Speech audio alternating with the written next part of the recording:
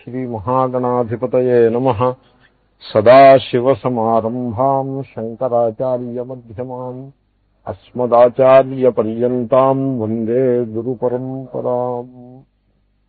नारायणम् नमस्कृत्य नरम् चैव नरोत्तमम् देवीम् सरस्वतीम् व्यासम् ततो जयमुदीरयेत्। सञ्जय उवाच एवमुक्त्वार्जुनः सङ्ख्ये रथोपस्थ उपाविशत् विसृज्य सशरम् चापम् शोकसंविघ्नमानसः। ఇది ధర్మ సంకటం, నిజమైన ధర్మ సంకటం. యుద్ధమునందు కూలబడ్డాడు. ఉపావిశత్ అంటే కూలబడినాడు. యుద్ధంలో కూలబడిపోకూడదు కదా, యుద్ధంలో ధైర్యంగా నిలబడాలి. కానీ కూలబడిపోతే ఎలాగా? మనం కూడా జీవితంలో అన్ని పరిస్థితులు అనుకూలంగా ఉన్నప్పుడు చాలా పెద్ద పెద్ద కబుర్లు చెప్తాము, బడాయిలు చెప్తాము. కానీ కష్టం వచ్చినప్పుడు కూలబడిపోతాం. సో ఆ లక్షణము అది సరైనది కాదు. జీవితం కూడా ఒక సంగ్రామమే, సంఖ్యము. కాబట్టి ఈ సంగ్రామంలో కష్టం వచ్చినప్పుడు, పరాజయం వచ్చినప్పుడు ధైర్యంగా నిలబడి ఉండటం అన్నది అది ఒక గొప్ప లక్షణం. జాగ్రత్తగా ఆ కష్టాన్ని ఎదుర్కోవటం అలవాటు చేసుకుంటే అది స్లోగా ముందుకు వెళ్ళిపోతుంది. తర్వాత మళ్ళీ మన జాతకం తిరగబడేందుకు అవకాశం ఉంటుంది, పరిస్థితి మనకు అనుకూలిస్తుంది.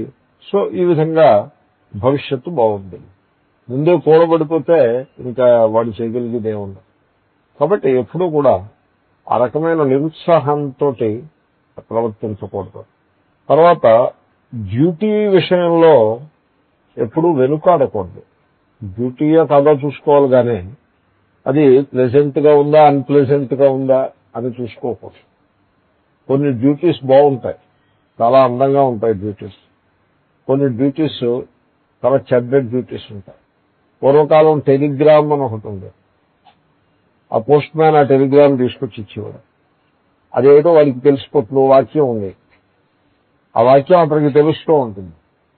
అతను తీసుకొచ్చే పూర్వం టెలిగ్రామ్ ఇచ్చారంటే తప్పనిసరిగా అది bad news, very bad news అయితేనే టెలిగ్రామ్ ఇచ్చేది. ఈ పోస్ట్ మ్యాన్ వస్తున్నాడు అంటే, ఆ ఊరు పోస్ట్ మ్యాన్ వస్తున్నాడంటే కార్డు ఇస్తాడు, లేకపోతే కవర్ ఇస్తాడు. ఈ local head office post man వస్తాడు టెలిగ్రామ్ పట్టుకుని, దాని మనిషి వేరే, వాడు సైకిల్ మీద వస్తాడు. సో ఇవన్నీ సిస్టమ్స్ ఉండేవి ఒకప్పుడు. ఈ మోడర్నిటీ వచ్చి ఈ సిస్టమ్స్ అన్నింటినీ కబలించేసింది. సో ఇప్పుడు ఈమెయిల్ వస్తుంది, టెలిగ్రామ్ ఎక్కడ ఈమెయిల్ వస్తుంది. సో కంప్యూటర్లో మీరు కనుక సరిగ్గా ప్రోగ్రామ్ చేయగలిగితే ఈమెయిల్ మెసేజ్ వచ్చినప్పుడు అది కుయ్యను కోత కూడా ఒకటి వస్తుంది. అది ఆన్లో పెట్టి, కంప్యూటర్ ఆన్లో ఉంచుకుంటారు, ఎప్పుడు ఆ బంద్ పెట్టరు. ఇక్కడ సంగతి నాకు తెలియదు, that is how they do. So అది ఈమెయిల్ మెసేజ్ రాగానే ఒక కోత ఒకటి వస్తుంది. It will alert you. So to that extent there are systems. కాబట్టి ఆ టెలిగ్రామ్ వచ్చినప్పుడు అతను ఆ టెలిగ్రామ్ చూడగానే వీడు ఇంట్లో వాళ్ళందరూ భోరుమని కూలబడిపోయి రాగాలు మొదలు పెడతారు. ఆ వార్త తీసుకొచ్చిస్తాడు అక్కడ. Most unpleasant duty. So but he will do it. So నా ప్రారంభం ఇలా ఉందని తెచ్చుకుంటూ కూర్చుంటే అలాగే he has to do it. కాబట్టి duty is duty, pleasant or unpleasant. ఎప్పుడు కూడా పని is it pleasant or is it unpleasant అనే ప్రశ్న అసలు ఉదయించనేకూడదు. ఆ ప్రశ్న ఉదయించింది అంటే వాడు రాగద్వేషముల చేత ప్రభావితుడై జీవితంలో ముందుకు నడుస్తున్నాడు అని అర్థం. అది ఎప్పుడూ తప్పే. అలా కాకుండా ఈజ్ ఇట్ మై డ్యూటీ అని ప్రశ్న వేసుకుంటే బస్ దట్ ఈస్ పర్ఫెక్ట్. అది డ్యూటీ అయితే చేసేస్తాడంతే. అది ఎంత ప్లెజెంట్ అన్ప్లెజెంట్ అనేటువంటి మాట లేదు. So this is the only issue here. కనుక సో అర్జునుడు తన డ్యూటీని విస్మరించి ఏదో ఒక ఆవేశానికి, ఒక ఇమోషనల్ అవుట్ బర్స్ట్, తర్వాత అదంతా మనం ముందుకు చూడబోతున్నాము, అదంతా శోకానికి గురి అయి ఆ రథం యొక్క ముందు భాగంలో కూలబడ్డాడు. ఇది శ్రీమద్భగవద్గీతాసు ఉపనిషత్సు బ్రహ్మ విద్యాయాం యోగశాస్త్రే శ్రీకృష్ణార్జున సంవాదే అర్జున విషాదయోగో నామ ప్రథమోధ్యాయః. అదే ఇతి అంటే ఇంతవరకు అని ఈ విధంగా అవే అర్థాలు. ఇతి అనే శబ్దానికి శ్రీమద్ భగవద్గీతాసు బహువచనం వాడతారు. గీతాసు గీతలు, గీత కాదు గీతలు, భగవద్గీతలు. నేను ఒక పుస్తకం ఒకటి చూశా, కొంచెం ప్రాచీనమైన గ్రంథం, భగవద్గీతలు. ఇది అలాగలా కనకూడదు, భగవద్గీతాలే ఉంటుంది. కానీ భగవద్గీతలు అని, ఎందుకంటే it is not one Gita, Gita it is గీతలు, భగవద్గీతాసు అంటే ఒక్కొక్క శ్లోకం ఒక్కొక్క గీత. తర్వాత సంస్కృతంలో రెండు పదాలు ఉన్నాయి, గీతం గీత అని. అసలు మోస్ట్ అప్రోప్రియేట్ పదం గీతంనే, కానీ ఇక్కడ మటుకు గీత అనే స్త్రీలింగ శబ్దాన్ని వాడారు. అర్థం ఒకటే, అర్థంలో మార్పేం లేదు. గీత అన్న పాటయే, గీతం అన్న పాటయే. అయితే why Gita should be preferred to గీతం అంటే దానికి ఒక చిన్న స్వారస్యం ఉంది. ఏమిటంటే అది గీతం నపుంసకలింగ శబ్దం, గీతా స్త్రీలింగ శబ్దం, ఉపనిషత్ స్త్రీలింగ శబ్దం. ఇది ఉపనిషత్తుల సారము కాబట్టి అది ఉపనిషత్తుల సారమే గాని, సారమైన పాట గాని, ఏదో మామూలు పాట కాదు, ఏదో అనేక పాటలు ఉన్నాయి ఇది ఇంకో పాట అని కాదు, ఉపనిషత్తుల సారమైన పాట. అందుకోసం ఆ రకమైన లక్షణాన్ని సూచించటం కోసం ఒక స్త్రీలింగ శబ్దాన్ని సూచిస్తోందనమాట. స్త్రీలింగం ఉంది కాబట్టి స్త్రీలింగ శబ్దం ఉపనిషత్తు కనుక దాన్ని సూచిస్తూ ఉంటుంది. ఆ విధంగా దీనిని గీతాసు అని, గీత అని స్త్రీలింగ శబ్దాన్ని వాడారు. తర్వాత శ్రీకృష్ణుడు చెప్పిన బోధంతా కూడా 650 శ్లోకాల్లో ఉంది. ప్రతి శ్లోకము ఒక గీతియే, ఒక పాఠయే. సో ఆ హృదయంలో ఉన్నటువంటి ఒక స్పందన పాట రూపంగా వెలువడుతుంది. రామాయణంలో వాల్మీకి మహర్షి శ్లోకాన్ని రచించిన ఆది కవి, శ్లోకత్వమాగత అని. సో ఆయన హృదయంలో ఒక గొప్ప ఆవేదన నిర్మాణమై అదే శ్లోక రూపాన్ని సంతరించుకుంది అని చెప్తారు. సో ఎనీవే ఒక అద్భుతమైనటువంటి ఫీలింగ్ అది బయటకు వచ్చినప్పుడు దాన్ని శ్లోక రూపంలో నిబద్ధం చేయటం జరిగింది. కనుక శ్రీకృష్ణుని యొక్క హృదయంలోని భావజాలము ఈ గీతముల రూపంలో మన ముందుంది. అంచేతన శ్రీకృష్ణుడు చోట అంటాడు, గీతామే హృదయం పార్థ. హే అర్జున, ఈ గీత ఇది నా హృదయము. ఆ హృదయంలో ఉండే రహస్యం అంటారు చూడండి, అలాగంటది అనమాట. So anyway గీతాసు.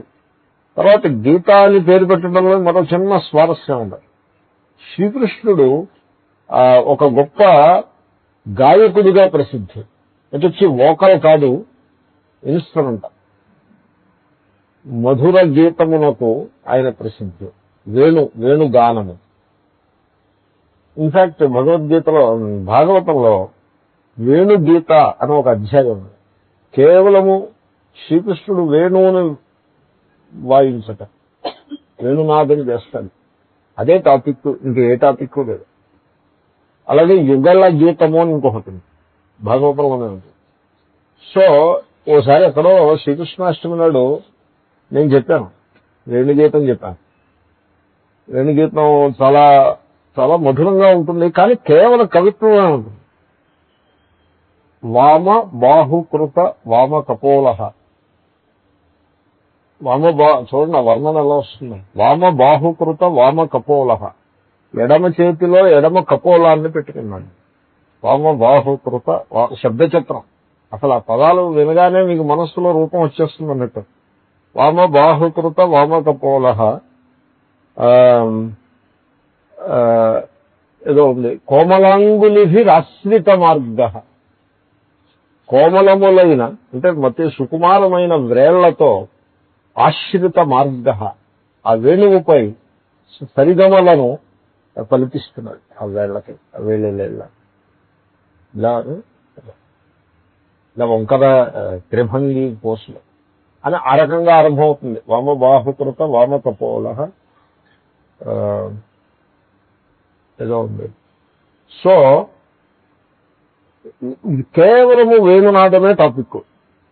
గంట బావో పాఠం అంతా అయిన తర్వాత నేను 2 రకముల కామెంట్స్ విన్నాను. ఒకటి, ఏమిటండి ఏమి చెప్పారండి ఈయన, వేణువు శ్రీకృష్ణుడు వేణువు వాదేడు ఇదే చెప్పింది అని ఒక అభిప్రాయం. సరేనా, ఎంతసేపు చెప్పినా శ్రీకృష్ణుడు వేణువు ఒకటే ఇంకేం లేదు కదా. సో అదొక కామెంట్. ఇంకో కామెంట్ ఏంటంటే, అబ్బా ఎంత మధురంగా ఉన్నది అని ఇంకో comment. 2 comments I head. So ఆ విధంగా అంటే ఆ గానము యొక్క మాధుర్యము, ఆ రచన యొక్క మాధుర్యము, గానము యొక్క మాధుర్యము, దాని వర్ణనే ఉంటుంది, ఇంకా మరేమీ ఉండదు. దానిని ఆస్వాదించగలిగిన వాడికి అబ్బా ఎంత బాగుంది అని అనిపిస్తుంది. అలా కాకుండా ఈ సోప్ ఓపెరాలు ఉంటాయి చూడండి, ఈ టీవీలో soap opera some story buildup ఏమీ ఉండదు, సారమే ఉండదు. అటువంటి వాటితోటి అలవాటు పడిపోయిన మైండ్కి ఏమీ సమాచారం లేదు దీంట్లో అన్నట్టుగా అనిపిస్తుంది. వాటెవర్. సో శ్రీకృష్ణుని యొక్క ఆ గాన మాధుర్యము చాలా లోక ప్రసిద్ధి చెందింది. కాబట్టి ఆయన నోటి నుంచి వచ్చింది అంటే అది గానం అంటే బాగుంటుంది, కానీ పాఠం అంటే ఏం బాగుంటుంది. అంచేతనే దాన్ని భగవద్గీత అని ఆ గానం కింద, ఎందుకంటే మురళీకృష్ణుడు కదా, మురళీ గాన లోలుడు, లోక ప్రసిద్ధమైన గానం, ప్రకృతినంతని పులకరింపజేసినటువంటి గానం.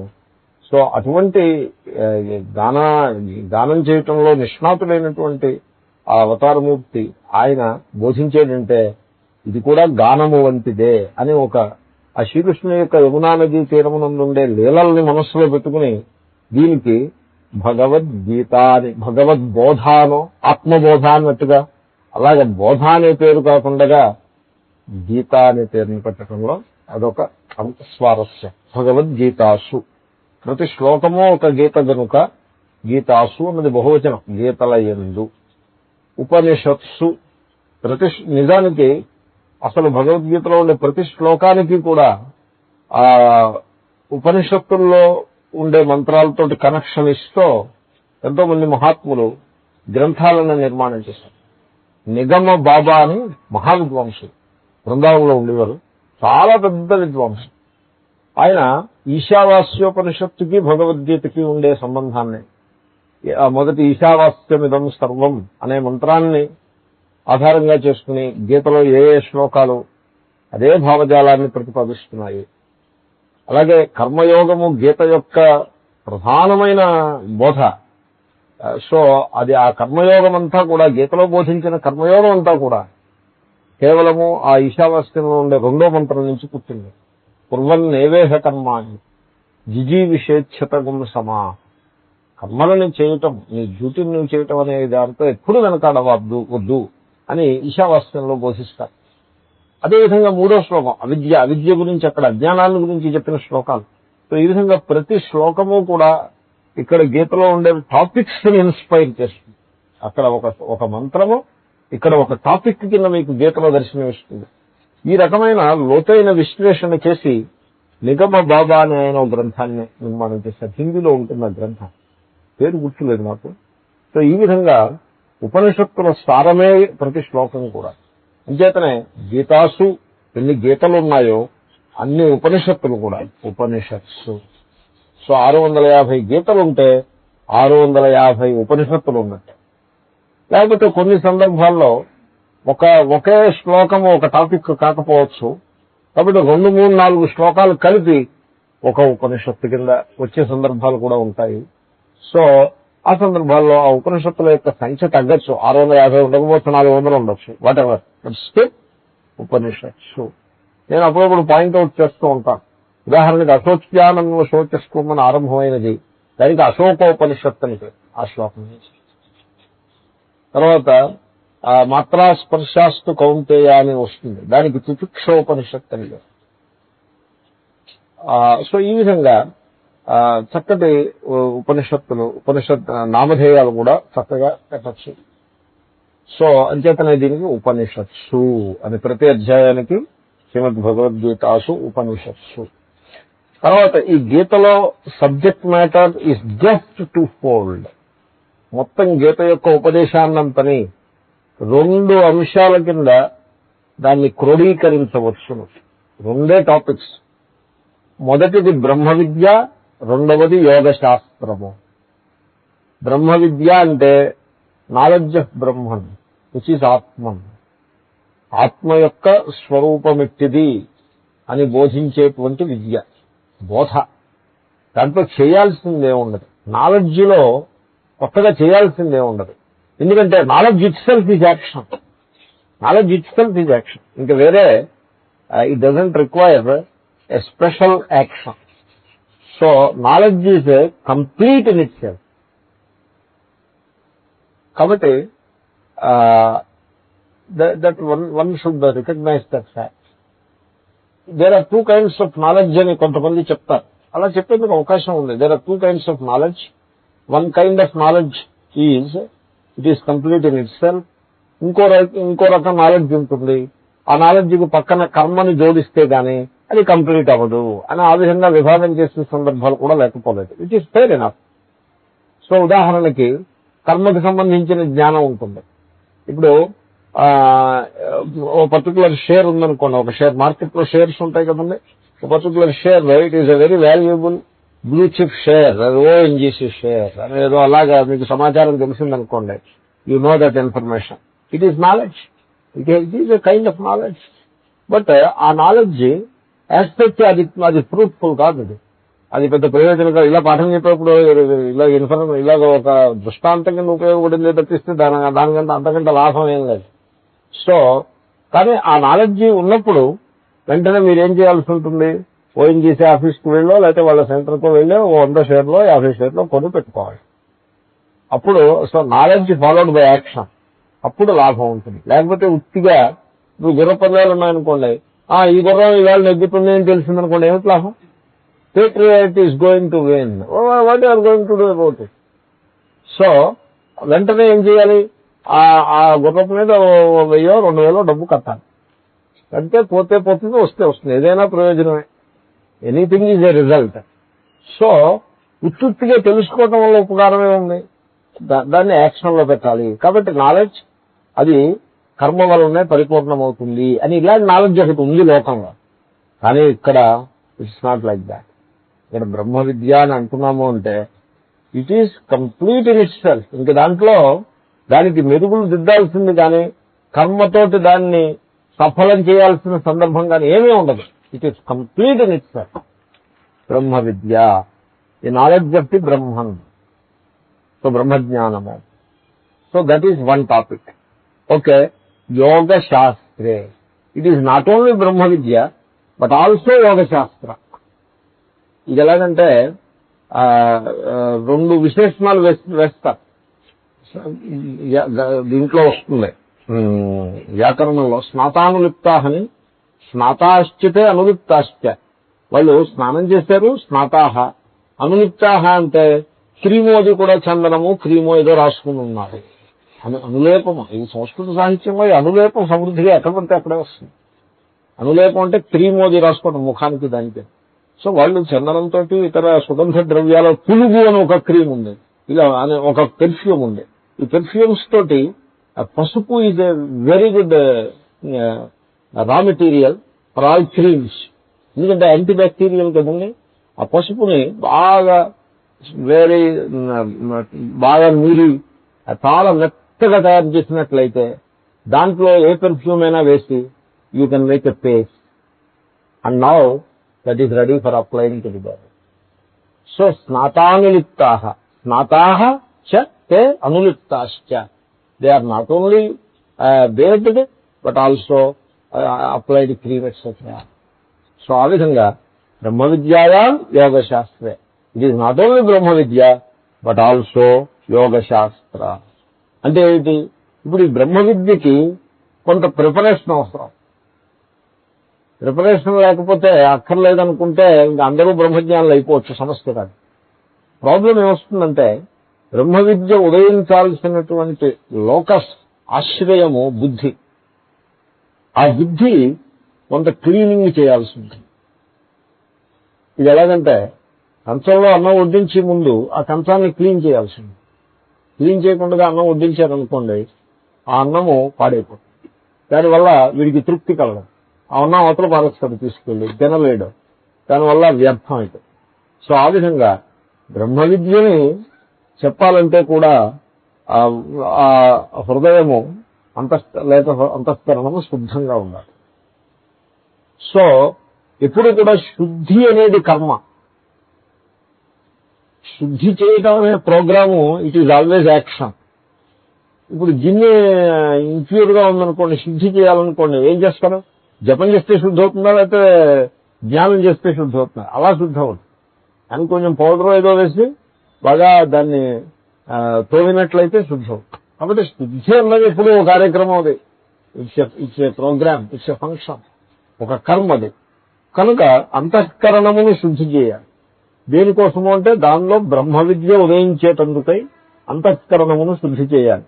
ఆ శుద్ధి చేసేటువంటి కార్యక్రమము అది కర్మ రూపంగా ఉంటుంది. అంతఃకరణంలో మాలిన్యం ఎక్కడి నుంచి వచ్చింది, ఎలా వచ్చిందో తెలిస్తే దాన్ని బట్టి శుద్ధి మనం చేయగలుగుతాం. ఇప్పుడు మన హృదయంలో వాసనలు నిర్మాణం ఉంటాయి, అనేక వాసనలు అంటే సంస్కారంలోని డీప్ రూటెడ్ ఇంప్రెషన్స్ అంటారు. ఒక బాగా బలమైనటువంటి ముద్ర పడిపోయి ఉంటుంది మనస్సు మీద. సో అదే వాసన అంటే. ఇప్పుడు ఈ వాసన ఎలా వస్తుంది, మనస్సులో వాసన ఎలా వస్తుందో తెలిసిన కర్మ వలన వస్తుంది. ఇప్పుడు ఫలానా ఆర్టికల్ తినడానికి చాలా రుచిగా ఉంటుంది అనే వాళ్ళే చెప్తారు. చెప్తే మీరు వెళ్ళి అది కొని వెతికి పట్టుకుని కొని దాన్ని భుజిస్తే మీకు చాలా చక్కటి ఆనందం కలుగుతుంది. బట్ అది అక్కడితో పోతుంది. ఈ కర్మ, ఈ భోగము ఉన్నది, భోగం కూడా కర్మలో భాగమే కదా. మీరు తిన్నారు, సంపాదించారు, తిన్నారు. సో ఈ మొత్తం కర్మ మనస్సుపై ఓ ముద్ర వేస్తుంది. దాంతో వీడు ఆ పర్టికులర్ ఫుడ్ ఐటమ్ ని బాగా ఇష్టపడ్డట్లయితే హి బికమ్స్ ఎ ఫ్యాన్. ఇప్పుడు సినిమా చూస్తాడు, ఒక హీరో యొక్క యాక్షన్ ని బాగా ఇష్టపడి హి బికమ్స్ ఎ ఫ్యాన్. అంటే మళ్ళీ అదే హీరో యొక్క సినిమాకి వెళ్తూ ఉంటాడు. సో ఈ విధంగా సక్సెస్ఫుల్ హీరో అంటే ఎవడు?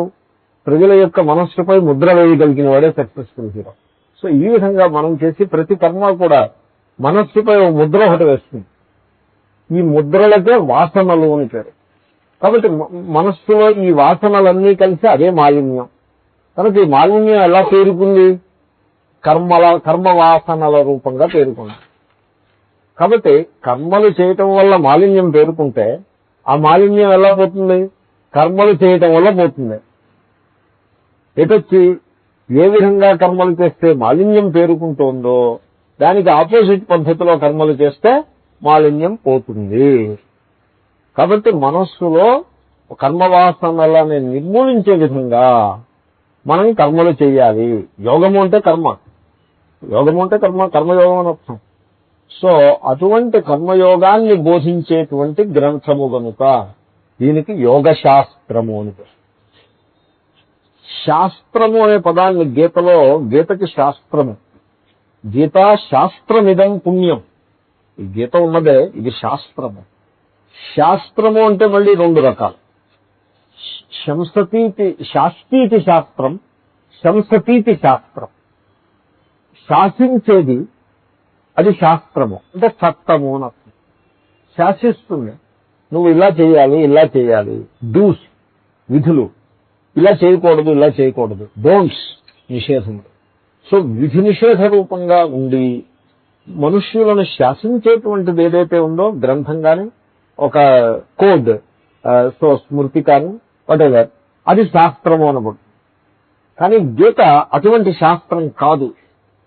ఎందుకంటే గీతలో విధి నిషేధాలు పెద్ద ఎక్కువగా ఉండవు. ఏకాదశి నాడు ఉపవాసం చేయాలి, ద్వాదశి నాడు ఉపవాసం చేసినప్పుడు ఒకే పూట భోజనం చేయాలి, ఆ భోజనంలో ఉప్పు కారాలు ఎక్కువ వేసుకోకూడదు, తర్వాత ఏమో ఏకాదశి నాడు జపం అది కొంచెం చేసుకోవాలి ఎక్కువగా, ద్వాదశి నాడు పొద్దున్నే భోజనం. ఇవన్నీ మీకు గీతలో ఎక్కడైనా కనపడతాయా? కనపడవు. ఈ సమాచారం, ఇటువంటి విధి నిషేధాలు ఏమీ కనపడవు. సూర్యుడు ఉదయించక ముందే నిద్ర లేవాలి, సూర్యోదయం అవుతుంటే పడుకుని నిద్రపోకూడదు, అలాగే సూర్యుడు అస్తమించే టైంలో కూడా పడుకొని నిద్రపోకూడదు, సూర్యుడు అస్తమించే టైంలో భోజనం అది చేయకూడదు, ఆ టైంలో పూజ చేసుకోవాలి, ఇలాంటివి ఏమైనా కనపడతాయి మీకు గీతలో? కనపడదు. కాబట్టి విధి నిషేధ రూపమైన శాస్త్రము కాదు గీత, అలాంటి శాస్త్రము కాదు. మరి ఇంకెలాంటి శాస్త్రము? శంసతీతి శాస్త్రం. శంసతి అంటే చెప్తుంది, ఒక చక్కటి ఇన్ఫర్మేషన్ అని ఇస్తుంది అంతే. ఈ పని చెయ్యి ఆ పని చేయొద్దు అని విధి నిషేధాలే ఉండవు, కానీ సమాచారాన్ని మాత్రం చెప్తుంది. చెప్పి తద్వారా మనిషిని సంస్కరిస్తుంది. కాబట్టి అటువంటి శాస్త్రం. కనుక ఇప్పుడు కర్మల్ని మీరు చేస్తూనే ఉంటారు, చేసే కర్మల్ని మానేయక్కర్లేదు, కొత్త కర్మల్ని చేయనక్కర్లేదు, చేసే కర్మల్నే చేస్తూ ఉంటారు. అంటే కర్మలు అంటే ధర్మానికి సంబంధించిన కర్మలే, అధర్మ కర్మలని కాదు. సో ఒక పిక్ పాకెట్ అని ఉన్నాడు అనుకోండి, ఇంతవరకు నేను పిక్ పాకెట్ అని రాగద్వేషాలతో చేస్తూ వచ్చాను, ఈ పైన రాగద్వేషాలకు అతీతంగా పిక్ పాకెట్ చేసి దాన్ని యోగశాస్త్రం కింద కన్వర్ట్ చేస్తాను, అలా కాదు. అది బాటం లైన్ ఉంటుంది. ప్రతి కర్మ ధర్మబద్ధమైన కర్మలకే ఈ రకమైన చర్చ అంతా వర్తిస్తుంది. సో ఆ చేసే కర్మలే, మీరు చేసే కర్మలే, నిత్యకృత్యంలో మీరు చేసే కర్మలే. సో అవన్నీ కూడా మంచి కర్మలే చేస్తున్నారు, మీరేం చెడు చేయట్లేదు. పూజ చేస్తున్నారు, తప్పే ఉంది పూజ చేయటంలో. ఆ పూజే చేయాల్సి ఉంటుంది, కంటిన్యూ చేయటం. ఆ పూజ మానేసి కొత్త పూజలు ఏం మొదలెట్టక్కర్లేదు. ఒక దేవుణ్ణి పూజిస్తుంటే ఆ దేవుణ్ణి మానేసి ఇంకో దేవుణ్ణి పూజించు, ఈ రకమైన కన్వర్షన్స్ ఏం అక్కర్లేదు. So what all you are doing, you continue to do it. మీరు ఎక్కడున్నారో అక్కడే ఉండండి, జీవితంలో ఎక్కడున్నారో అక్కడే ఉండండి, ప్లేస్ ఎక్కడున్నారో అక్కడే ఉండండి, స్థానం ఎక్కడున్నారో అక్కడే ఉండండి, ఏది మీరు మార్చుకోనక్కర్లేదు. మరి ఇంకా మార్చాల్సిందల్లా ఏంటంటే యాటిట్యూడ్, ఆ మానసిక ప్రవృత్తిని మార్చాలి. అదే కర్మని, ఇంతకు ముందు చేసిన కర్మనే ఇప్పుడు ప్రవృత్తి మార్చి చేయాల్సింది. ఇప్పుడు ఇంటికి అతిథి వచ్చాడు అనుకోండి, వీడు ఇదెక్కడ అతిథండి, ఇదెక్కడ న్యూసెన్స్ అని అనుకుంటూ భోజనం పెట్టారనుకో, ఎలాగో భోజనం పెట్టాలి తప్పదు, మొహమాటం. ఇదెక్కడ న్యూసెన్స్ అనుకుంటూ భోజనం పెడితే దాంట్లో మీకు పుణ్యం మాట దేవుడి వరకు పాపం వచ్చే ప్రమాదం ఉంది. సరే ఇంకెలాగూ పెట్టడం తప్పదని నిశ్చయించుకున్నారు కనుక ఒక ప్రేమ భావంతో ఒక దైవంగా భావన చేసి అతిథికి భోజనం పెడితే మీకు మహాపుణ్యం వస్తుంది. కాబట్టి భోజనం పెట్టడమే సేమ్, బట్ యాటిట్యూడ్ చేంజ్ అవ్వాలి. సో ఈ యాటిట్యూడనల్ చేంజెస్ చేసి తద్వారా కర్మలను సరైన పద్ధతిలో చేస్తే అంతఃకరణం శుద్ధమై ఆ అంతఃకరణంలో బ్రహ్మజ్ఞానం ఉదయించి మానవుడు జీవన్ముక్తిని పొందును. అది అల్టిమేట్ గోల్. కాబట్టి ఆ అంతఃకరణాన్ని శుద్ధి చేసే ఉపాయమేమి? యోగ శాస్త్రము. కాబట్టి గీతలో టాపిక్లు రెండు, ఒకటి బ్రహ్మ విద్య, రెండు యోగ శాస్త్రము. తర్వాత ఈ రెండింటికి పరస్పర సంబంధం కూడా మీరు గమనించండి.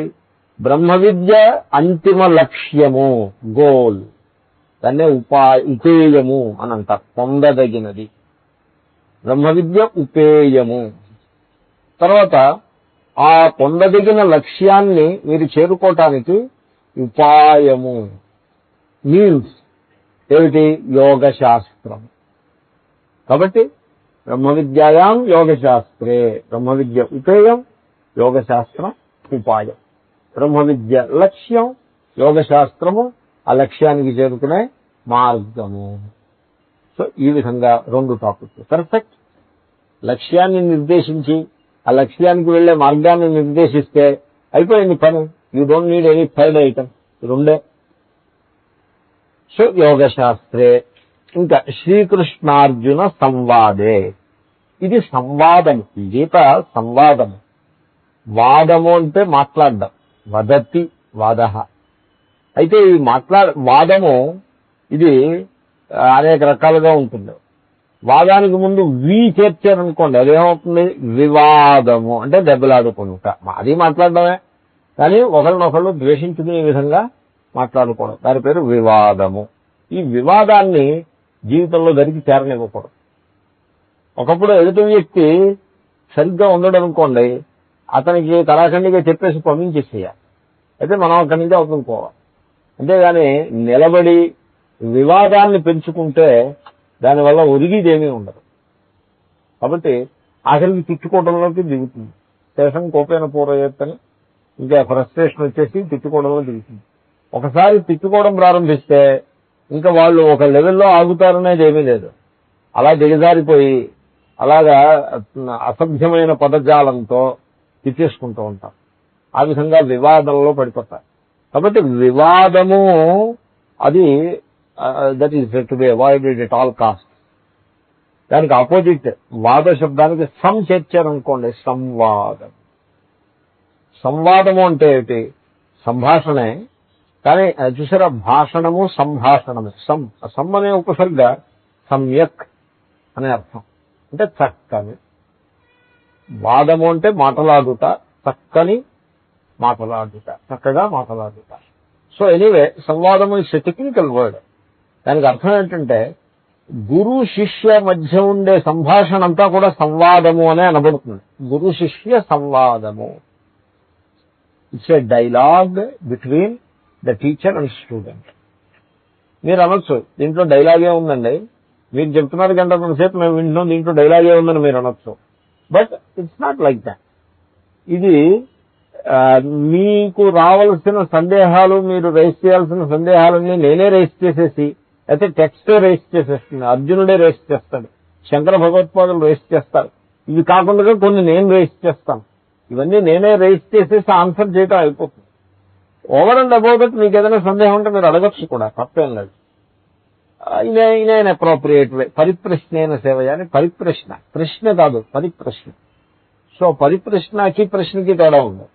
So in a proper way the question is submitted and it gets answered. అంటే దీనికోసం ఏదో పెద్ద ఎటికెట్ ఉందని నా అభిప్రాయం కాదు. ఒక పద్ధతిలో ప్రశ్నకి సమాధానం చెప్పడం కూడా ఉంటుంది. సో ఇది గురు శిష్య సంవాద రూపంగా ఉంటుంది.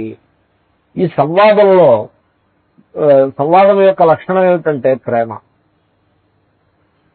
సో ఇక్కడ ప్రేమ ఏమిటి? గురువునకు శిష్యునిపై ప్రేమ. ఇతడు చాలా యోగ్యమైన వ్యక్తి, ఇతడి విజ్ఞానాన్ని పొంది కృతార్థుడు కావాలి అనే ప్రేమ గురువునకు శిష్యుని ఉంది. శిష్యునికి దేని మీద ప్రేమ అంటే విజ్ఞానం మీద ప్రేమ. ఈ జ్ఞానాన్ని మనం పొంది కృతార్థులం కావాలి అని జ్ఞానం మీద ప్రేమను కలిగిన. సో ఇది ప్రేమతో కూడిన వ్యవహారం. వివాదంలో ద్వేషం ఉంటే సంవాదంలో ప్రేమ. చాలా ప్రధానమైన డిఫరెన్స్ ఇది. కాక ఈ రెండింటికి మధ్యలో మిడిల్ గ్రౌండ్ ఒకటి ఉంది, దాన్ని వాదము అంట. ఈ వాదం అంటే ఏమిటంటే ఏ డిస్కషన్ బిట్వీన్ ఈక్వల్స్. అది వాదం. వాదము సంవాదం అయ్యే సందర్భాలు చాలా తక్కువ. అప్పుడప్పుడు అవుతుంది కూడా. అప్పుడప్పుడు ఒకతను డిస్కషన్ మొదలు పెడతాడు, మహాత్ముడి దగ్గరికి వెళ్తాడు, వెళ్ళి మామూలుగా నార్మల్ గా డిస్కషన్ మొదలు పెడతాడు.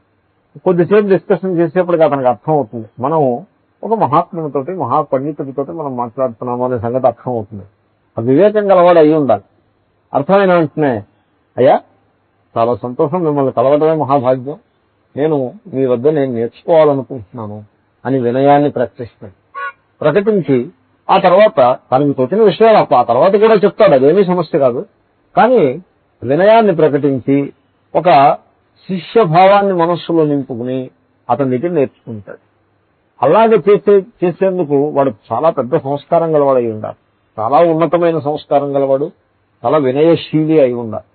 అటువంటి సందర్భాలు ఉంటాయి. ఆ సుతరాము లేకపోవడం అనే ప్రసక్తి ఏం లేదు, ఉంటాయి, కానీ చాలా అరుదుగా ఉంటాయి. యదు దత్తాత్రేయ సంవాదం అని ఒకటి. యదు మహారాజు బాల్కనీలో నుంచి దత్తాత్రేయ మహర్షిని చూస్తాడు. చూసి దగ్గరికి వెళ్లి ఏదో ఈ మాట ఆ మాట కబుర్ల కింద పెట్టి he gets attracted, something is there in this guy అని ఒక అట్రాక్షన్ అనిపించి దగ్గరికి వెళ్లి ఏదో ప్రశ్న అడుగుతారు.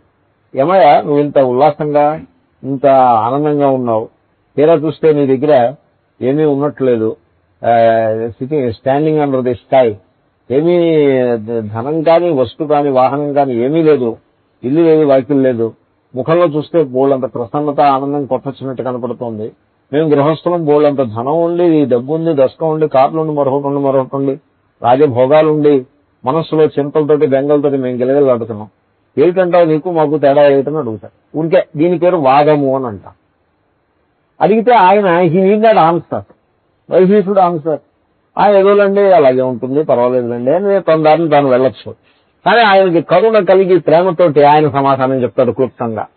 ఆ సమాధానం విన్న వెంటనే అలాగే రఘుగణ జడభరత సంవాదంలో కూడా అలాగే ఉంటుంది. విన్న వెంటనే మై గాడ్ వాట్ ఎ గై, మనం we came across a great Mahatma అని గుర్తిస్తాడు వివేకవంతుడు కనుక. వెంటనే పాదాలకు దండం పెట్టి, అయ్యా ఇంకా మీరు వెళ్ళిపోవడానికి మీరు లేదు, మీరు దయచేయండి అని లోపలికి తీసుకువెళ్ళి ఆయన అక్కడ ఉపదేశం. అదే ఒక పెద్ద సంవాదం. సో ఆ విధంగా వాదము సంవాదంగా మారేటువంటి సందర్భాలు ఉంటాయి, కానీ చాలా అరుదుగా ఉంటాయి. సాధారణంగా వాదము వివాదంగా మారుతుంది. Discussion between equals, they get up, ఇద్దరు అహంకారులే. సో అక్కడ టాపిక్ ఎలా ఉంటుందంటే, the issue is no more important, the ego becomes important. ఇష్యూని పక్కన పెట్టేస్తారు, వీడు పక్కన పెట్టేస్తాడు, వాడు పక్కన పెట్టేస్తాడు. పక్కన పెట్టేసి ఈగోతోటి దెబ్బలాడుకుంటూ ఉంటారు. రాజకీయ పార్టీలు దేశ క్షేమం కోసం మేము ముందుకు వచ్చామని వస్తారు. బహుశా ఆరంభంలో అలాగే వస్తారేమో కూడా, బహుశా assuming that they are sincere about it. But ఒకసారి ఆ రంగంలోకి దిగిన తర్వాత కావేశం వచ్చేస్తుంది, ఇష్యూ పక్కకు పోతుంది, దేశక్షేమం పక్కకు పోతుంది, వాడి మీద పనిపించుకోవాలనేటువంటి లెవెల్లోకి వచ్చేస్తుంది, అహంకారం ముందుకు వచ్చేస్తుంది, ఇష్యూ వెనక్కిపోతుంది, అహంకారం ముందుకు వచ్చేస్తుంది. సో ఇది ఈ విధంగా వాదము వివాదంలో పడిపోతుంది. మీరు ఆలోచించి చూడండి, సాధారణంగా ఒక పాయింట్ మీద డిస్కషన్ ప్రారంభమయ్యి ఆ పాయింట్ నెగ్గాలి అనేటువంటి దృష్టితోటి మాట్లాడే వాళ్ళు చాలా తక్కువ మంది ఉంటారు. ఆ పాయింట్ నెగ్గాలని కాదు, నా పాయింట్ నెగ్గాలి. అక్కడ that ego gets identified with the point, and so finally the victory for the point which is made out is equivalent to the victory for the ego. నా మాట నెగ్గాలి అనే దాంట్లోకి వస్తుంది. అది ఎప్పుడైతే ఆ స్థితికి చేరుకుందో అది డీజనరేషనే, అది వాదం వల్ల వివాదం అయిపోతుంది. కాబట్టి శాస్త్రాన్ని అధ్యయనం చేసేప్పుడు సంవాద రూపంగా అధ్యయనం చేయాలి, కానీ వాదంతో ప్రారంభించి లెట్ us హోప్ ఫర్ సంవాదానో అలాగా అధ్యయనం ఎప్పుడూ చేయకూడదు. అంచేతనే మహాత్ములు వాదానికి అంగీకరించారు. దే వోంట్ యాక్సెప్ట్ వాదాన్ని. సంవాదమే ఉంటుంది, వాదం అనేది ఉండదు. So this is one thing. Especially మన జీవితాల్లో మనం వాదాలు పెట్టుకుంటే, తర్క వితర్కాలు వాద వివాదాల్లో మనం సమయాన్ని వృధా చేసినట్లయితే మనకి ఏమీ ప్రయోజనం లభించదు. కాబట్టి శ్రీకృష్ణ అర్జున సంవాదము, అర్జునుడు శిష్యునిగా తన వినయాన్ని ప్రకటిస్తాడు, శ్రీకృష్ణుడు గురుస్థానంలో ఉండి ఆయన బోధిస్తాడు. So that kind of a dialogue it is. It's not a very simple dialogue, a very special kind of dialogue. సంవాదమే శ్రీకృష్ణ అర్జున సంవాదే. శ్రీకృష్ణార్జునులకి ఆ నామాల్లో కూడా కొంత విశేషం ఉన్నది. సో శ్రీకృష్ణుడు నారాయణ తత్వానికి ప్రతీక, అర్జునుడు నర తత్వానికి ప్రతీక. నర అంటే మనిషి కదండి, జీవుడను కూడా అనొచ్చు. సో నారాయణుడికి ప్రతీక శ్రీకృష్ణుడైతే నరుడికి ప్రతీక అర్జునుడు. అయితే చిత్రం ఏంటంటే నరనారాయణ అన్నది ఇది ఒక డ్యూయల్ అవతారం. రెండు కానీ ఇలాంటి అవతారాలు కూడా ఉంటాయని లోకంలో ప్రసిద్ధి తక్కువ. సో ఈ డ్యూయల్ అవతారము ఇద్దరి నుంచి వచ్చిన అవతారం కాదు, ఇది ఒకే పరమేశ్వరుడి నుంచి వచ్చింది అవతారం, డ్యూయల్ అవతారం. ధర్మ మూర్తి అని నాకు అలా గుర్తుంది, భాగవతంలో ద్వితీయ స్కంధంలో వస్తుంది. ధర్ముడు మూర్తి, ఆమె పేరు మూర్తి. మూర్తి శబ్దం స్త్రీలింగ శబ్దం. సో వాళ్ళిద్దరికీ ఇద్దరు పిల్లలు పుడతారు, కమల పిల్లలు. ఒకడు నరుడు, ఇంకొకడు నారాయణుడు. ఈ కమల పిల్లలు ఒకే శ్రీ మహావిష్ణువు యొక్క అవతారం. ఇది చాలా రూపక ప్రక్రియలో బోధించిన అవతారం. ఆ రూపకం అంటే మెటాఫర్. ఎందుకంటే ఆ ఈశ్వరుడే జగత్తును సృష్టించి తత్సృష్ట్వా తదేవానుప్రావిశత్ అని మీరు చూస్తుంటారు తైత్రేయంలో.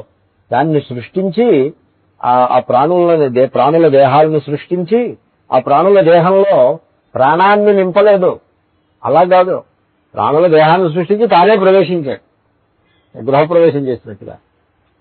ఇల్లు కట్టి దాంట్లో అద్దెవాడిని పెట్టినట్టు చేయలేదు, ఇల్లు కట్టి తానే దాంట్లో ప్రవేశించాడు. ఇది ఇల్లు, ఈ ఇంట్లో ప్రవేశించిన వాడు శ్రీహరి. అయితే ఇప్పుడు ఇక్కడ ఈ ఇంట్లో ఉన్నప్పుడు ఆ శ్రీహరికే జీవుడు అని పేరు. కాబట్టి ఒకే శ్రీహరి అటు నారాయణ రూపంగాను అదే ఒకే పరబ్రహ్మ నారాయణ రూపంగాను నర రూపంగాను అవతరించినాడు అని చాలా సింబాలిక్ గా చాలా బ్యూటిఫుల్ గా ఆ శాస్త్రంలో బోధిస్తారు. ఈ కథలన్నీ ఇలాగే ఉంటాయి, చాలా సింబాలిక్ గా ఉంటాయి. ఆ సింబాలిజం మర్చిపోయామనుకోండి, చాలా లిటరల్ గా తయారయ్యాయనుకోండి, అది రికన్స్ట్రైల్ చేయటం చాలా కష్టం. లిటరల్ గా మీరు కథలు తీసుకుంటే చాలా ప్రాబ్లమ్స్ వస్తాయి. లిటరల్ గా తీసుకోకూడదు.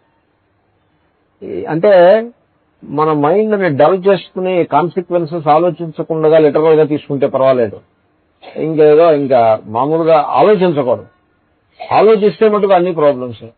ఇప్పుడు శ్రీ మహావిష్ణువుకి 2 భార్యలు అన్నారనుకోండి, ఏమిటండి వేదాలు వేదాంతాలు ఉపనిషత్తులనేమో వైరాగ్యాన్ని ఆ అద్వైత బ్రహ్మతత్వాన్ని బోధిస్తుంటే ఈయన పోనీ ఒక భార్యని పెట్టుకున్నాడంటే అదో ధనం ఒకరు కూడా కాదు, 2 అనేప్పుడు అది వినడానికే బాగులేదు అన్నట్టుగా ఉంటుంది.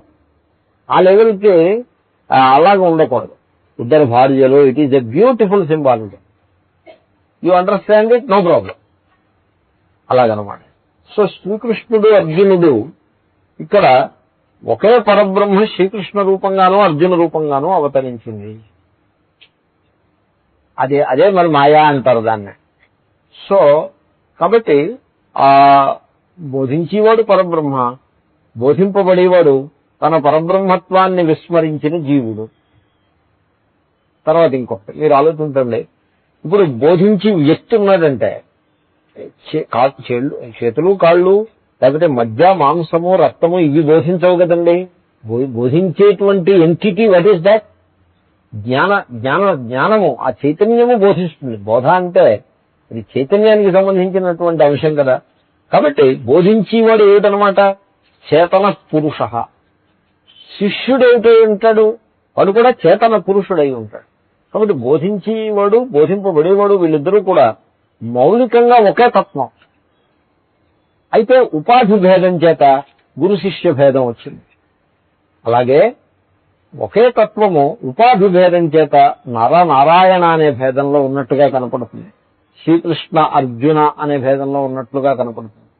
కాబట్టి సో వస్తువులో భేదము లేదు అని ఇదొక symbolism involved with those names. శ్రీకృష్ణార్జున సంవాదే అర్జున విషాద యోగో నామ ప్రథమోధ్యాయ. వ్యాకరణ స్టూడెంట్స్ మే నోట్ ఇట్, నామ అనే పదానికి పేరు అని అర్థం కాదు, ప్రసిద్ధి అని అర్థం. అర్జున విషాద యోగో నామ నన్ను ప్రతిపదార్థం రాయమంటే నేనేమని రాస్తానంటే అర్జున విషాద యోగము అనే పేరు గల అని రాయను. నేనేమని రాస్తానంటే అర్జున విషాద యోగము అని ప్రసిద్ధిగాంచిన అని రాస్తాను. ఎందుకంటే సూత్రాలు అవి నాకు గుర్తులేవు. మా చేత చిన్నప్పుడు మా గురువు గారు కొంపల సుబ్రహ్మణ్య గారు ప్రతిపదార్థం అలా చెప్పించేవారు.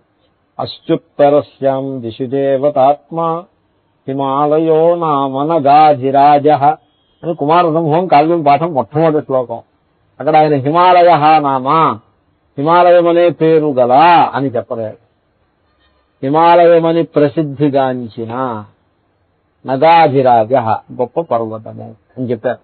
అని చెప్పి హిమాలయ నామ అంటే హిమాలయం అనే పేరు గల అని కనుక ఎవడైనా చెప్పాడంటే వాడు వ్యాకరణం వచ్చినవాడు కాదని తెలుసుకో అని కూడా చెప్పారు. కాబట్టి అర్జున విషాద యోగో నామ అంటే అర్జున విషాద యోగం అనే పేరు గల అని కాదు. పేరు ఉండడం ఏముందండి, పేరు అన్ని పేర్లే, కానీ ఇది ఉత్తి పేరు కాదు, ఇది ప్రసిద్ధిగాంచిన పేరే, కానీ ప్రసిద్ధమైన పేరు.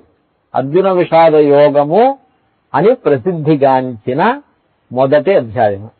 ఇంకో వ్యాకరణాంశం ప్రథమ అధ్యాయ, ప్రథమశ్చాస అధ్యాయశ్చ. మీరు సమాసం చేస్తే కర్మధారయ సమాసం ప్రథమాధ్యాయ అవుతుంది. ప్రథమ అధ్యాయ సంధి చేస్తే ప్రథమాధ్యాయ. కానీ అధ్యాయానికి సంఖ్య చెప్పే సందర్భంలో సమాసం ఎన్నడూ చెయ్యరాదు అని వ్యాకరణ నియమం ఒకటి ఉంది. ఎప్పుడు మీకు సమాసం ఉండదు. ప్రథమాధ్యాయ ద్వితీయాధ్యాయము అని ఎవడైనా హెడింగ్ పెట్టాడంటే తప్పదే. సమాసం మీకు ఎక్కడా కనపడదు. దానికి కూడా ఏదో వ్యాకరణ పాడేది గారి సూత్రం ఉంది, దానికి గుర్తులేదు సూత్రాలు. కాబట్టి ప్రథమ అధ్యాయ నో సమాస is not even an option. కాబట్టి సంధే ప్రథమాధ్యాయ సంధి చేస్తే అతో రోప్లుత అనుప్లుత ఎట్సెట్రా ప్రథమోధ్యాయ అవుతుంది. సో మొదటి అధ్యాయము, అధ్యాయం అంటే చాప్టర్. ఇప్పుడు ఈ అర్జున విషాద యోగ, ఈ యోగ అనే శబ్దానికి ఈ సందర్భంలో 2 అర్థాలు ఉన్నాయి. ఇంటి ఒక్కసారి చెప్పేశానంటే నేను ఈ సమాచారం అంతా, ఇంక మిగతాది మీకు నెక్స్ట్ టైం ఇంక చెప్పక్కర్లేదు. 1 టైం చెప్పాలి కదండి. This is all useful knowledge. రామాయణంలో సర్గ అని అంటారు, ప్రథమ సర్గ, ద్వితీయ సర్గ అని అంటారు. భాగవతంలో అధ్యాయ అని అంటారు, ప్రథమోధ్యాయ, ద్వితీయోధ్యాయ ఎట్సెట్రా. సో వాల్యూమ్స్ కి మళ్ళీ పేర్లు ఉంటాయి, వాల్యూమ్స్ పేర్లు కూడా మారిపోతూ ఉంటాయి. భారతంలో వాల్యూమ్స్ కి పర్వములు అని పేరు, రామాయణంలో వాల్యూమ్స్ కి కాండములు అని పేరు, భాగవతంలో వాల్యూమ్స్ కి స్కంధములు అని పేరు. సో ఒక్కొక్క గ్రంథంలో ఒక్కొక్క రకంగా అనేక నామధేయాలు ఉన్నాయి. సో చాప్టర్ కూడా సర్గ అనొచ్చు, అధ్యాయం అనొచ్చు, ఇలాగ అనేక పేర్లు ఉన్నాయి. ఇక్కడ యోగము అనే పదము, అధ్యాయం అనే పదం ఎలాగో ఉంది, అక్కడ నెంబర్ ని సూచిస్తుంది. ప్రథమ, మొదటిది, రెండవది, ద్వితీయ etcetera. Over and above that ఆ చాప్టర్ లో, అధ్యాయంలో ఉండే సబ్జెక్ట్ ని బోధిస్తూ యోగ శబ్దాన్ని వాడతారు. సో యోగ అంటే subject matter, the content of this chapter, the subject matter of this chapter. ఆ చాప్టర్ లో సబ్జెక్ట్ మ్యాటర్ కి యోగ అని పేరు. విషయ వస్తువు కాబట్టి అర్జున విషాద యోగ అంటే అర్జునుని విషాదమే విషయ వస్తువుగా గలది. ఈ చాప్టర్ అధ్యాయము, దీనికి సబ్జెక్ట్ మ్యాటర్ ఏమిటి? అర్జునుని విషాదమే దీనికి subject matter. Subject matter chapter కాదు. చాప్టర్ అంటే అధ్యాయ అని వచ్చింది కదా. సో యోగ అంటే సబ్జెక్ట్ మ్యాటర్. ఏమన్నారు? టాపిక్. యోగ అంటే topic, not chapter, topic, subject matter. So అదే విషయము, టాపిక్ అంటే విషయము. సో అర్జునుని విషాదము టాపిక్ గా గలది, అర్జున విషాద యోగ ఒక అర్థం. ఆ అర్థము చాలా స్ట్రైట్ ఫార్వర్డ్ మీనింగ్. అయితే దాంట్లో స్వారస్యం కూడా చెప్పచ్చు. యోగము అంటే యుజ్యతే అనేనేతి యోగ. మరి భగవద్గీత కదా ఇది. ఇక్కడ యోగ శబ్దాన్ని ఏ అర్థంలో వాడతారంటే జీవుడిని ఈశ్వరునితో కలిపే ఉపాయము అని అర్థం. యోగ శాస్త్రం అంటే అర్థం ఏంటండి? సో జీవుడికి ఈశ్వరుడికి భేదం వచ్చి పడింది. ఈ భేదాన్ని తీసేసి, ఆ గల్ఫ్ని, ఆ తేడాన్ని తీసేసి, ఆ మధ్యలో వచ్చినటువంటి ఆ గల్ఫ్ని బ్రిడ్జి చేసి ఆ జీవేశ్వరులకి ఐక్యాన్ని నిలబెట్టాలి. అది అంతిమ లక్ష్యం. అది అంటే to put it in practical terms, వ్యక్తి ఎందుకు దుఃఖాన్ని పొందుతాడో తెలుసునా? మీరు ఆలోచించాలి. చాలా చక్కటి గంభీరమైన ప్రతిపాదన. It's a very powerful thesis. మీరు ఆలోచించాల్సి ఉంటుంది. ఎలాగంటే వ్యక్తి దుఃఖానికి హేతు ఏమిటంటే తనని తాను సమష్టి నుండి విడదీసుకుని కూర్చుంటాడు. భావనాత్మకంగా విడదీయడం, ఫిజికల్ గా విడదీయడం కుదరదు. ఫిజికల్ గా విడదీస్తే చచ్చిపోతుంది. మీరు బతికుండే ప్రసక్తే లేదు. ఇప్పుడు బయట పంచభూతాలు ఉన్నాయి, ఈ దేహంలో పంచభూతాలు ఉన్నాయి. ఈ పంచభూతాలని బయట పంచభూతాలకి మధ్యలో మీరు బ్రేక్ వేసేయండి, అడ్డుగోడ కట్టేసేయండి. He will die within very short time. ఆహారం ఇవ్వలేదనుకోండి, అంటే బయట పంచభూతాల్లో పృథివీ అంశంతో బ్రేక్ పడిపోయింది. ఆహారం ఇవ్వకపోతే he will die soon, within matter of days he will die. జలం ఇవ్వకపోతే ఇంకా చాలా తొందరగా మరణిస్తాడు. గాలి ఇవ్వకపోతే minutes, within minutes he will die. కాబట్టి సమష్టి నుండి విడివడి జీవించటం అనే పనే లేదు అసలు. ఇప్పుడు మనం ఇల్లు కట్టుకుంటే ఎక్కడ కట్టుకుంటాం? చక్కగా విశాలంగా, ఎక్కడ ఏ గొడవాది లేకుండా ఒక మన నల్లమల ఫారెస్టుల్లోకి వెళ్ళి అక్కడ ఇల్లు కట్టుకోవచ్చు కదా. కట్టుకో. You want to live in a community. అయితే దెబ్బలాడితే వాళ్ళతో దెబ్బలాడతాం, కమ్యూనిటీతో దెబ్బలాడతాం. సో చూసారా, it's a dilemma. I want to live in the company of people, yet I am not comfortable with the company of the people. It's a problem. So he marries a young lady because he wants her company, but yet he fights with her. So in the contradiction ఎలా ఉంటుంది? She says, I love you. Okay, if you are loving her, then how is it that you fight with her? They are opposite కదా. అంటే నేను love చేస్తున్నా కానీ ఆవిడ love చేయట్లేదు, ఏదో something he will tell. So మనిషి ఈ కాంట్రడిక్షన్స్ లో బతుకుతూ ఉంటాడు. అసలు మనిషి అంటేనే కాంట్రడిక్షన్స్. కాబట్టి సో మనకి సమష్టితో సంబంధాన్ని లేక సంబంధాన్ని పెట్టుకోకుండా మనం క్షణకాలం జీవించలేము. ఫిజికల్ గా, మెంటల్ గా క్షణకాలం మనం సుఖంగా ఉండలేము, అసలు జీవించే ఉండలేము. But at the same time we want to isolate our cells from the whole. ఇదే మన దుఃఖానికి మూలము. కనుక వ్యక్తిని సమష్టితో కలిపేటువంటి ఉపాయము, విడదీసేటువంటి గోడ ఏమిటో తెలుసిన? అహంకారము, దేహాభిమానము. అహం మమ అనే అభిమానము, దేహాభిమానము, ఇది వ్యక్తిని సమష్టి నుంచి విడదీసే గోడ. ఈ గోడని పగలగొట్టి వ్యక్తిని సమష్టిలో విలీనం చేసి తద్వారా వ్యక్తికి పూర్ణత్వాన్ని, ఆనందాన్ని సమకూర్చిపెట్టేటువంటి జ్ఞానము, అది ఉపాయము, యోగశాస్త్రం. ఆ కర్మ కనుక, మీరు చేసే కర్మ కనుక ఆ దారిలో మిమ్మల్ని ముందుకు నడిపించినట్లయితే ఆ కర్మ కూడా యోగము. యోగము అంటే కలిపేది. యుజ్యతే అనేనా ఇది యోగ. కలిపేది, ఈశ్వరుడితోటి జీవుణ్ణి కలిపేది, వ్యష్టిని సమష్టితో కలిపేది అని అర్థం. భగవద్గీతలో అంతటా కూడా ఆ కలిపే ఉపాయము అన్నమాట. కలిపేది అంటే కలిపే ఉపాయము. ఆ కర్మ అవ్వచ్చు, లేకపోతే మానసికమైన ధ్యానం కావచ్చు, వాటెవర్. సో ఇది యోగము. ఇప్పుడు ఆ అర్థంలో ఇక్కడ పదాన్ని ఉపయోగించవచ్చు, అర్జున విషాద యోగ. ఎందుకంటే ఆ అర్థం యోగ శబ్దానికి మౌలికంగా గీతలో ఉన్నది. యోగో భవతి దుఃఖ అంటాడు శ్రీకృష్ణుడు. వాడికి యోగం లభిస్తుంది. యోగం దుఃఖాన్ని పోగొట్టే యోగం లభిస్తుంది అంటాడు. అక్కడ యోగ శబ్దానికి అర్థం ఏంటి? సబ్జెక్ట్ మ్యాటర్ అనా? కాదు, అక్కడ సబ్జెక్ట్ మ్యాటర్ అని కాదు. శ్లోకంలో యోగో భవతి దుఃఖ అన్నతో సబ్జెక్ట్ మ్యాటర్ కాదు, ఇక్కడ సబ్జెక్ట్ మ్యాటర్.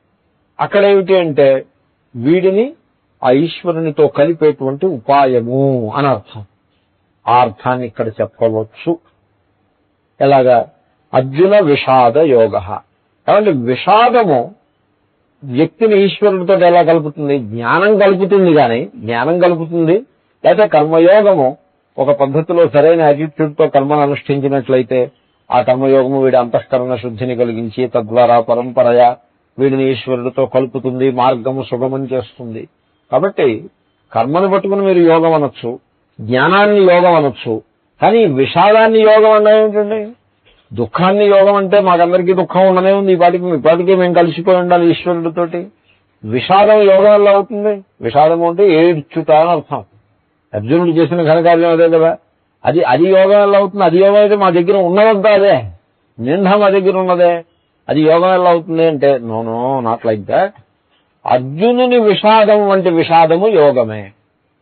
ఇప్పుడు విషాదం అంటే దుఃఖము. ఇది ప్రాపంచిక వస్తువుతోటి కనుక ముడివడి ఉంటే అది సంసారము, బంధహేతువు అవుతుంది.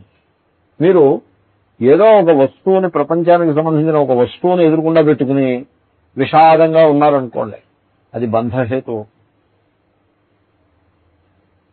మా మిత్రుడు ఒకతను చాలా విషాదంగా ఉన్నాడు. నేను ఏమో ఇంటికి వెళ్ళినప్పుడు ఏమిటో అంత విషాదంగా ఉన్నారు ఏమిటి అన్నట్టుగా అంటే అన్నాడు, చూడండి ఈ ఈసీటీవీ అని ఒకటి ఉండేది పూర్వం, ఇప్పుడు ఉందని నేను అనుకోను. ఊరికే ర్యాపీ స్కాన్ అని ఒక చిన్న ఎస్టాబ్లిష్మెంట్, 4 ఉద్యోగులు, జీతాలు ఉన్నాయి తెప్పిస్తే వాళ్ళు స్కాన్ చేసేది ఏమీ లేదు, వాళ్ళు తయారు చేసి టీవీలు ఏం లేవు, వాళ్ళు they are pushed out of market. ఎందుకంటే it is the most under developed and most ill advanced equipment it is, I tell you. So ఇది ఈసీటీవీ. అప్పుడు ఆ రోజుల్లో ప్రభుత్వం వాళ్ళు ఎలా ఉండేదంటే అందరూ ఈసీటీవీలే కొనుక్కోవాలి, అది రూల్. అది ఇంకే టీవీ కొనకూడదు. ఎలాగా? హౌ యూ కెన్ ఫోర్స్ డెమోక్రసీలో అంటే దానికి ఉపాయం ఏంటంటే మార్కెట్లో ఈసీటీవీలు తప్ప ఇంకేం ఉండవు. మీకు తెలుసా, మొట్టమొదటి కలర్ టీవీ ఈసీటీవీయే. ఈ డైనారాలో ఇవన్నీ కూడా బ్లాక్ అండ్ వైట్ ఉండేవి. హైదరాబాద్ మార్కెట్లో వచ్చిన మొట్టమొదటి కలర్ టీవీ ఈసీటీవీయే. అప్పుడు ఈసీటీవీ కావాలంటే మీరు 3,000 రూపాయలు 2,000 రూపాయలు వాడికి కట్టి ఏడాది వెయిట్ చేయాలి. అప్పుడు వాడు కాగితం ఇంటికి పంపిస్తాడు. ఎనీవే ఓ ఈసీటీవీ ఆ విధంగా వెయిట్ చేసి ఇంటికి తీసుకొచ్చి పెట్టాడు. అక్కడ పెడితే అది బొమ్మ సరిగ్గా రాదు, మోస్తరుగా వస్తుంది. ఎవరికైనా విషాదం కలుగుతుంది, ఎవరికైనా కలుగుతుంది విషాదం. అతను పాపం చాలా విషాదంగా ఉన్నాడు. నాతో చెప్పాడు, మనసు విప్పి చెప్పాడు. వీడు 7,000 6,000 తీసుకున్నా. ఆ రోజుల్లో మరి 6,000 అంటే ఖరీదు ఎక్కువ తీసుకున్నాడండి. ఇది ఒక్కటే టీవీ, ఎంతో ప్రేమగా కొనుక్కొచ్చాం టీవీ మ్యాచ్ కోసం అని, అది సారీ క్రికెట్ మ్యాచ్ కోసం అని. అదేమో ఏమీ సరిగ్గా రావట్లేదు. అది వాడికి ఫోన్ చేస్తే వాడు రాడు, వాడు ఈసీ వాడు రాడు, EC engineer he won't come that's all. వాడు మేము నోట్ చేసుకున్నామని మీ కంప్లైంట్ అంటాడు అంతే. He won't come, he will not even talk with you politely. మేడమే మీరు అది ఇటు తిప్పి అటు తిప్పి పాపం ఎంత కష్టపడ్డాడో ఒళ్ళంతా చెవంత పట్టి చాలా దుఃఖాన్ని చూస్తుంది. I sympathise with. సో ఈ విధంగా మనము సంసారంలో ఉండే వస్తువుతోటి కనుక సంబంధం పెట్టుకుని ఆ సంబంధాన్ని బట్టి వచ్చిన విషాదం ఏదైతే కలదో అది మనల్ని సంసారంలో బంధిస్తుంది, చాలా ఇబ్బందిని కలిగిస్తుంది. మనిషి యొక్క ఉత్సాహాన్నంతని నీరుగా ఇచ్చేస్తుంది. సంసారానికి ఆ లక్షణం ఉన్నది. మీరు ఉత్సాహంగా ఉండి ఆ ఉత్సాహం నీరు గడిపోవాలంటే మీరు ఏమీ చేయక్కర్లేదు. సంసారంలో ఒకంత ప్రవేశిస్తే అంతే వెంటనే పోతున్నారు. సంసారానికి ఆ లక్షణం ఉన్నది. ప్రపంచము దాంట్లో ఉండే రాగద్వేషాలు అంత సమర్థము లేదు. కానీ మీరు ఆ విషాదాన్ని ఈశ్వరుడి ముందుకు తీసుకువెళ్తే యోగం అయిపోతుంది. విషాదం అందరికీ ఉన్నదే, విషాదం గురించి నేను పాఠం చెప్పక్కర్లేదు. కానీ ఆ విషాదాన్ని ఎప్పుడూ కూడా మనం ఇంకో మనిషితో పంచుకునే ప్రయత్నం చేయకూడదు. మన విషాదం మనమే ఎట్టు పెట్టుకోవాలి. మనకుండే ఆనందాన్ని ఉల్లాసాన్ని ఎదరవాళ్ళతో పంచుకోవాలి, కానీ మనకుండే విషాదాన్ని ఎన్నడూ ఇంకొకళ్ళతో పంచుకునే ప్రయత్నం చేయకూడదు. That is the biggest weakness of human mind. మనకి రోడ్డు మీద వెళ్తూ ఉంటే ఎవరో కనపడే హౌ ఆర్ యూ అని అడిగితే హౌ ఆర్ యూ అంటే దానికి రిప్లై ఏం కాదు, అది question how do you do అంటారు. అది క్వశ్చన్ ఆన్సర్ కాదు, అది ఊరికే హలో అల్లానికి బదులుగా how do you do. Hello అంటే అంత అర్థం, హౌ డూ యూ డూ అంటే కూడా అంతే అర్థం.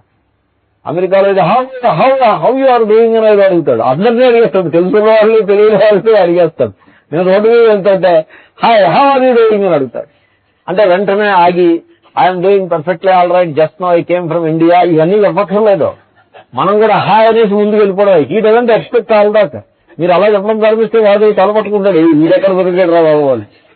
ఆ ప్రశ్నకి సమాధానం అపేక్షించే ప్రశ్న కాదు అది. కానీ ఆ వ్యక్తి ఆ ప్రశ్న వేయగానే మనకున్న దుఃఖాలంతా అతని ముందు మన గోటు చెప్పుకునేటువంటి ప్రయత్నం చేస్తాం. హ్యూమన్ మైండ్కి ఆ వీక్నెస్ ఉంది.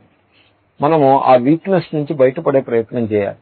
దానికి ఉపాయం ఒక్కటే, చక్కగా ఉదయం సాయంకాలం పూజా ప్రార్థన ఏదో ఉంటుంది కదండి, ఏకాంతంగా ఉండడం అలవాటు చేసుకోవాలి. ఏకాంతాన్ని ఆస్వాదించడం అన్నది అది చాలా సాధకులకు ఉండాల్సిన లక్షణం. సో ఏకాంతమునందు ఈశ్వరుడి ముందు కూర్చుని ఫోటో ఏదో పెట్టుకుని, if you need a photo, if you don't need a photo, మీ హృదయంలోనే మీరు ఈశ్వరుని భావన చేయగలిగితే సమస్య లేదు. మీకు ఆ ఫోటో ఉంటే కానీ ఆ యాంబియన్స్ కుదరదు, ఆ వాతావరణం మీకు నిర్మాణం కాదు అనుకుంటే వండర్ఫుల్. ఇంట్లో పూజాగృహం ఉన్నది దేనికి? దీనికోసమే. సో ఆ పూజాగృహంలో కూర్చుని ఆ ఫోటో ముందు కూర్చుని మీ విషాదాన్ని ఈశ్వరుడి ముందు సమర్పించుట. Be sad by all means. Nothing wrong in being sad. What is wrong in being sad? There is nothing wrong in it. ద్వేషించటంలో దోషం ఉంది, కానీ దీనత్వంలో దోషం లేదు. భక్తికి ఇదంతా రస సిద్ధాంతం అంటారు. భక్తి రసం. రసానికి స్థాయి భావము అని ఒకటి ఉంటుంది. నేను ఒక చోట నుంచి ఇంకో చోటు వెళ్ళిపోతున్నా కోనండి. It's a nice topic. స్థాయి భావము అంటే భావము అంటే emotion. The emotion which nurtures the rasa is sentiment. So the emotion which nurtures the rasa. ఇప్పుడు శృంగారం ఉందనుకోండి, రసం. ఆ శృంగార రసానికి స్థాయి భావం ఏమిటో తెలిసిన? ప్రేమ అన్నది లవ్, అది స్థాయి భావం. వ్యభిచారి భావము అని ఒకటి ఉంటుంది. అంటే ఇది a small incident or a small act which comes and goes and which contributes to the rasam, దాన్ని వ్యభిచారి భావము అంటారు. Like kissing it contributes to the nurturing of shringara, like that. అలాగే ఇతర రసాలు, కరుణ రసం. సో భక్తి రసానికి స్థాయి భావము సాడ్నెస్. సాడ్నెస్ కనుక ఉన్నట్లయితే వాడు చక్కగా భక్తికి అది దోహదం చేస్తుంది. ద్వేషం ఉంటే అది భక్తిని చంపేస్తుంది. ద్వేషం ఉండకూడదు, దైన్యం ఉండాలి. దైన్యాన్ని స్థాయి భావంగా రికమెండ్ చేశారు. తర్వాత ఇంకోటి, దైన్యం ఉండాలంటే దైన్యం తెచ్చుకోవాలి. ఇప్పుడు ఎక్కడా లేని దైన్యం తెచ్చుకోవాలని దైన్యం అక్కడికి పోలేదు. దైన్యం ప్రతి వాడి మనసులో కావాల్సినంత దైన్యం ఉంటుంది. కాబట్టి తనలో ఉన్నటువంటి విషాదాన్ని ఈశ్వరుడి ముందు be sad, by all means be sad for 15 minutes or 20 minutes, but before Ishwara. అప్పుడు ఆ సాడ్నెస్ ఏమవుతుందో చూసినా it becomes a yoga. Arjuna విషాద యోగ. అర్జునుడికి విషాదం కలిగిన వెంటనే, ఏ కృష్ణ నువ్వు కొంచెం రథాన్ని భద్రంగా చూస్తూ ఉండు, నేను ఇంకా యుద్ధం విషయం నేను ఇంకా మనసులో సెటిల్ చేసుకోలేదు, మా అన్నయ్యతో మాట్లాడొస్తాను, భీముడితో మాట్లాడొస్తానని భీముడి దగ్గరికి వెళ్ళి, ఎరా నయా భీమా, ఇది ఎక్కడ పరిస్థితిరా, మన బంధువులందరినీ చంపేస్తే రేపు తద్దినాలు ఎవరు పెడతాడు రా, ఇంటి దగ్గర లేడీస్ అందరూ ఏమైపోతారు రా అని మొదలెచ్చాడు అనుకోండి, అది యోగం అవుతుంది, విషాదమే అవుతుంది. కానీ శ్రీకృష్ణుణ్ణి అచ్యుతాన్ని సంబోధించి, నీవు సాక్షాత్తు ఆ పరమేశ్వరుని యొక్క అవతారము, నీవు జగద్గురుడవు, నన్ను ఉద్ధరించవలసినటువంటి అవతారమూర్తివి నువ్వే దైవము అని అక్కడ contextually Srikrishna avatara is standing before. It makes no difference. I tell you, మీరు దేవుడి ముందు గుడిలో కానీ లేకపోతే పూజాగృహంలో కానీ లేక మీ హృదయంలో కానీ ఈశ్వరుని భావన చేస్తే the same thing it is. No difference whatsoever. మీ హృదయంలో మీరు భావన చేశారంటే it is as good as you are standing before Ishwara. It makes no difference whatsoever. కాబట్టి ఈశ్వరుణ్ణి భావన చేయటమేనా, లేకపోతే ఫోటో ముందేనా, లేకపోతే ప్రతిమ రోజు పూజ చేసుకునేటువంటి పూజాగృహంలో ఈశ్వరుని యొక్క ఆల్టర్ ముందు కూర్చునో నిలబడో, లేకపోతే whatever it is, be sad for 10 minutes, for 15 minutes, be sad. However long you want to be sad, be sad. That sadness, it becomes a yoga. Arjuna Vishada Yoga. That is the beauty of Vishada being a yoga. In no other situation, మీరు బావమరితో కూర్చుని sad గా ఇద్దరు కలిసి discuss చేసుకున్నారనుకోండి, that is samsara, that is not yoga. లేకపోతే భార్యను భర్త కలిసి ఇద్దరు సాడ్ గా ఒకళ్ళతో ఒకళ్ళు సాడ్నెస్ డిస్కస్ చేసుకున్నారనుకోండి, it's okay, that is okay, it is fair enough, because it is a life partner. That is something different. But even they are advised to relate to Ishvara. That will be even better. కాబట్టి ఈ మొదటి అధ్యాయానికి అంతటి importance ఉంది. అర్జున విషాద యోగ. అర్జునుడి యొక్క విషాదంలో ఉండే సౌందర్యం ఏంటంటే, అది భగవానుని ముందు ఆ తన గోడుని చెప్పుకుని నన్ను ఉద్ధరించవలసినది అని ఆయన కాళ్ళ మీద వద్దాడు. రథోపస్థ ఉపావిశత్, వచ్చి పాదాల దగ్గర కూర్చున్నాడు. అంచేతనే అతని విషాదము యోగముగా తీర్చిదిద్దబడినది. ఇది స్వప్రథమోధ్యాయ.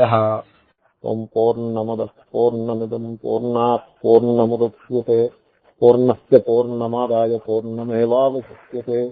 ఓం శాంతి శాంతి శాంతి. హరి ఓం తత్సత్. శ్రీకృష్ణార్పణమస్తు.